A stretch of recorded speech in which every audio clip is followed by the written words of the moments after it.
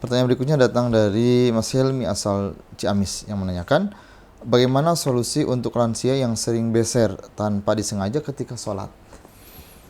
Ya, bismillahirrahmanirrahim. Dalam fikih itu dibahas, yaitu salisil baul. Jadi netes terus gitu kan.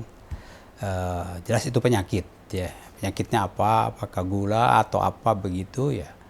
Tapi tidak bisa ditahan. Ya, terus keluar. Terus keluar. Sedikit-sedikit. Iya. Bagaimana sholat? Ya, karena sholat itu kan perlu waktu, bisa 5 menit, bisa lebih kan. Nah, dengan netes terus ya, maka waktu keluar juga sudah takbiratul ihram, Allahu Akbar. Udah Keluar. Nah, bagaimana ini? Apakah tidak sholat? Nah, tidak. Kan sholat itu kan termasuk ya ketakwaan yang wajib ditunaikan. Dalam Al-Quran disebutkan fattaqullaha mastata'tum. Nah, di sini Masya Allah ya kan. Maka kalian harus bertakwa melaksanakan perintah Allah, terutama sholat. Nah, tapi karena ada di situ mastata'tum, maksimum ya yang kamu bisa. Begitu, karenanya ketika sakit nggak bisa kan. Ya bisanya tidak berdiri tapi duduk ya kan. Duduk juga tidak bisa ya kan, karena uzur. Ya bagaimana lah ya, sebisanya akhirnya kan telentang kan begitu ya. Nah, ini tidak bisa karena netes terus ya. Terus saja begitu mau sholat langsung wudu tatahur, iya kan. Bersih-bersih. Ya sholat ya tidak usah qobliyah ya kan. Keburu kelamaan. Ya itu jadi prioritas wajib, yang fardu. Yang wajib. Atap begitu ya kan. Ya netes juga kan karena memang salis. Ya terus saja begitu. Setelah selesai ya sudah ya. Ya alhamdulillah begitu kefarduannya, kewajiban ditunaikan. Datang lagi waktu sholat ya wudu lagi seperti itu. Bersih-bersih lagi. Ya. Sebab kalau netes itu ya pasti ya bukannya apa ngompol, bukan. Kalau ngompol itu kan bisa pakai apa tuh pampers ya. Pampers. Nah, itu bisa. Tapi kalau salis itu ya nggak bisa ya kan, karena ini penyakit ya kan. Ya itu.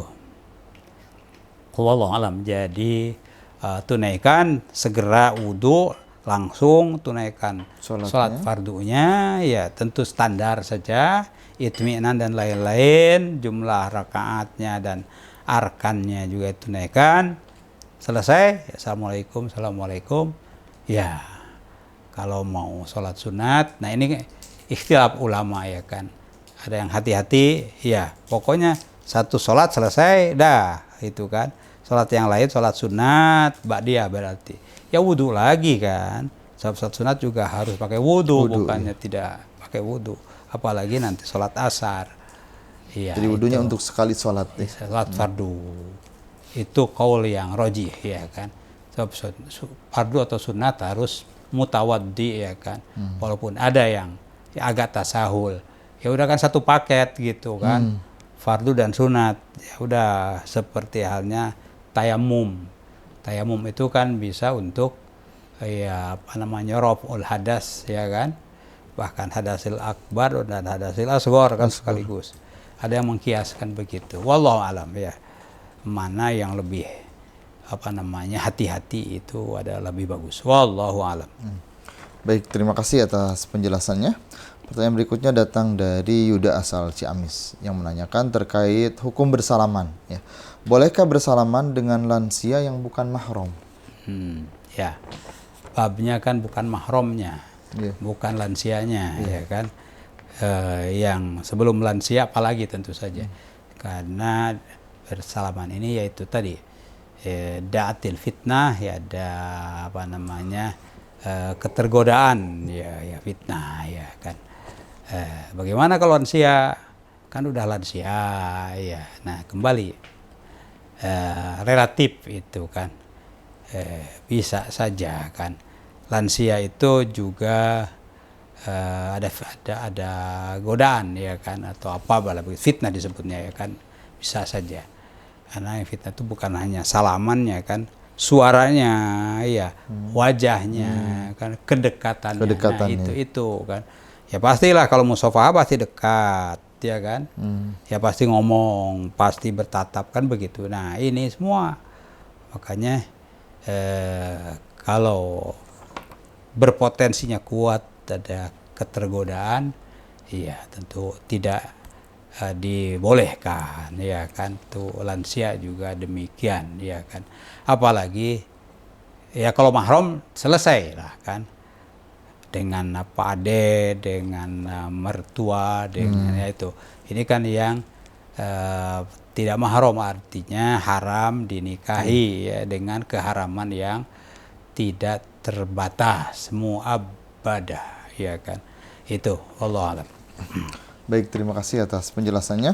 Pertanyaan berikutnya datang dari Pak Dayen asal Lampung yang menanyakan bagaimana tata cara haji bagi lansia yang sudah payah. Sekarang lagi musim haji. Nah, ini persentasenya cukup tinggi ya. Karena jarak Cukup tinggi ya. masa Ya, tunggunya lama juga. itu di atas 60 tahun ya kan. Definisi lansia di kita kan di atas 60 tahun. Ada yang 101 tahun ya kan tuh. Ya. Nah, tentu saja pemerintah sudah mengantisipasi mengharuskan ada pendamping lansia ya kan. Sudah berjalan ya kan. Tentu kasus-kasus juga diinformasikan dari Madinah, dari Makkah ya kan, bahkan di perjalanan, karena memang begitulah kita mutawakkil bisa mengantisipasi ya bagaimana lansia, apalagi ada lansia risti lagi. Oh, ada lansia tapi masih gagah ada ya kan. Tapi ada lansia risti, risiko tinggi ada itu iya kan. Nah, ini sudah tentu saja diatur ya. Iya. Sedapat mungkin ya menghindari hal-hal yang bisa mengganggu, mengurangi kekuatan dan kesehatannya, itu saja. Kalau ya termasuk ya kalau bisa, kalau sholat di Al-Masjidil Haram sholat sunat lah ya. Kalau sholat fardu ya termasuk juga sholat fardu ya kan. Ini akan memperpayah misalnya ya kan Al-Haram itu Masya Allah ini wa aitsuma kuntum fawallu wujuhakum syatro, ya dari mana saja posisi kamu, wa aitsuma kuntum tuh kan ya di lingkungan Al-Haram wajib ainul Ka'bah, mencerong kelihatan ya begitu harus itu kan kalau di dalam Masjidil Haram, karena bisa. Kalau di lingkungan haram tapi di luar Al-Masjidil Haram tidak kelihatan Ka'bah, ya syatrohu itu adalah ke arah Al-Masjidil Haram. Ya misalnya di mana, di KJRI, di mana, oh udah ini arah Masjidil Haram, udah itu begitu ya kan. Bagaimana kalau dari luar, ya itu ya sedapat mungkin ya ke arah itu. Indonesia, tentu sekarang ya ilmu dan teknologi itu membantu ya kan, ada kompas ya, makanya ada kompas, ada arah apa namanya kiblat dan seterusnya dibantu ya, itu hampir akurat ya kan ya, kompas itu kalau dikumpulkan ini arah apa namanya Al-Masjidil Haram sekarang derajat sekian, kumpulin sama tuh ya kan. Jadi mudah itu sepakatnya kompas itu. Beda dengan apa namanya orang-orang yang berdasarkan perkiraan. Oh ini. Ya termasuk di hotel juga kan. Oh ini yang lain di situ kan. Ya itu Masya Allah teknologi itu ya kan. Jadi kita dibantu. Ya udah. Itulah ijtihad maksimumnya. Di mana itu arah, apalagi ada kecocokan menurut teknologi.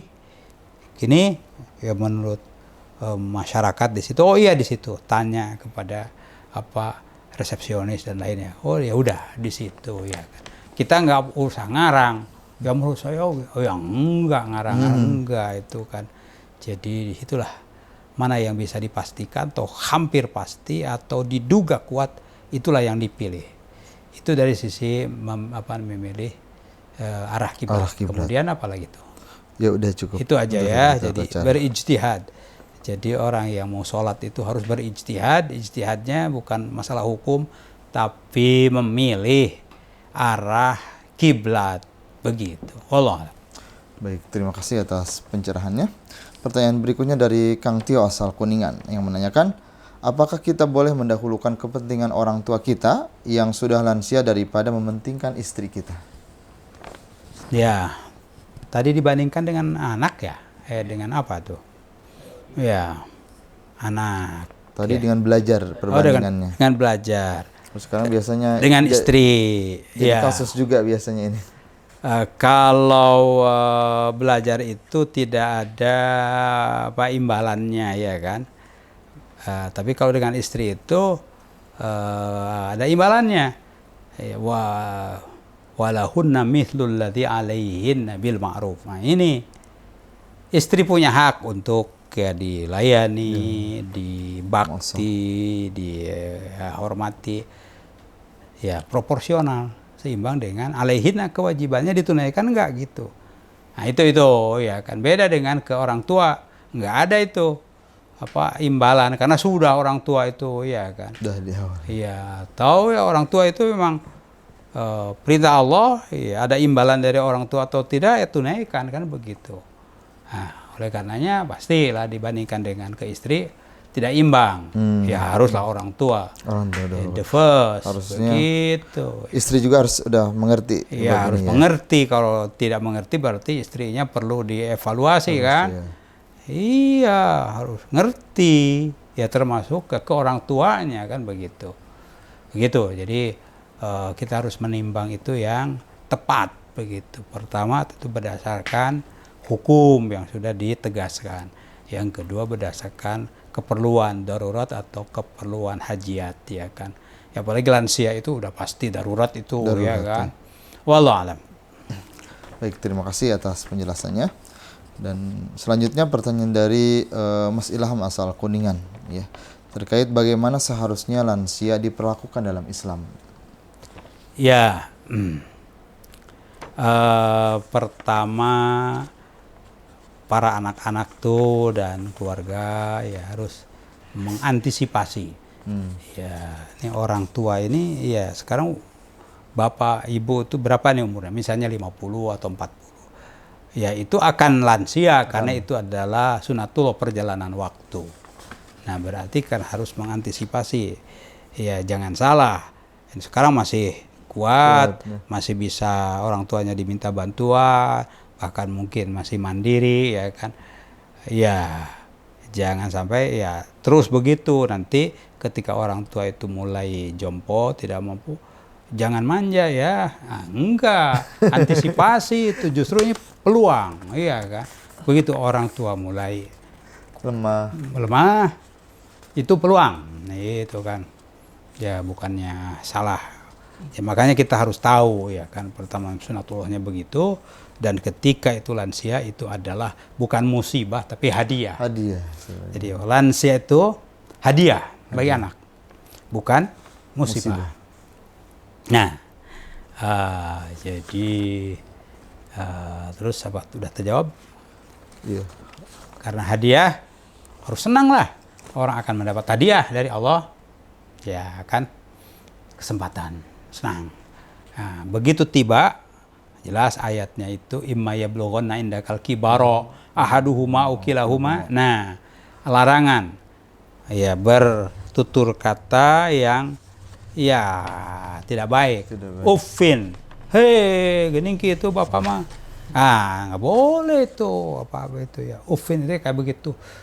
Cis, ya cis itu ya kan kira-kira. Begitu apalagi membentak. Apalagi meninggikan suara. Iya kan begitu. Walatan harhuma. Jangan ya melarang sesuatu yang ya akan melukai perasaannya. Ya apa saja dicaram cina. Itu kan. Wa qul lahum qawlan karima. Pilih ucapan-ucapan yang memuliakan. Ya. Kalau biasa disebut nama itu tidak memuliakan, pasti sebutnya mama atau apa. Pilihlah ucapan yang memang menyentuh, memuliakan. Begitu. Itukah kewajiban. Terakhir, menziarahi dan mendoakan, iya kan? Iya. Iya, waqul rabbirhamhuma kama rabbayani shaghira. Waqul itu wajib itu. Iya.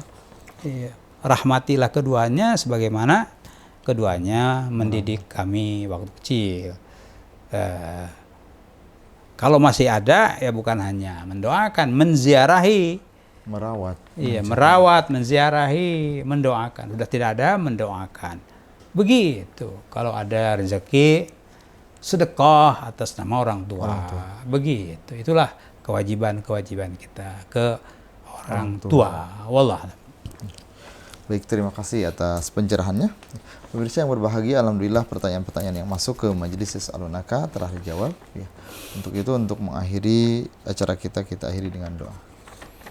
Allahumma salli wa sallim ala sayyidina Muhammadin tibil qulub wa dawaiha wa afiyatil abdan wa shifaiha wa nuril absar wa diyaiha wa ala alihi wa sahbihi wa sallim tasliman katsira. Allahumma ighfir lil muslimin wal muslimat wal mu'minin wal mu'minat al ahya'i minhum wal amwat innaka sami'un qaribun mujibud da'wati ya qadiyal hajat. Rabbana ighfir lana wa li walidayna warhamhuma kama rabbayana shighara. Amin ya Allah. Warhamhuma ya Allah kama rabbayana shighara. Warham walidayna kama rabbayana shighara. Amin ya Allah.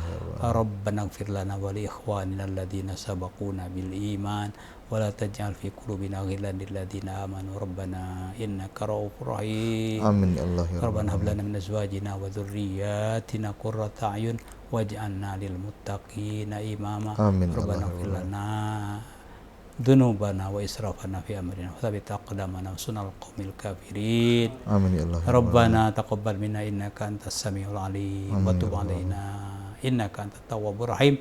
Wa sallallahu wasallam ala nabiyyina wa maulana Muhammadin wa ala alihi wa sahbihi ajma'in walhamdulillah. Alhamdulillah.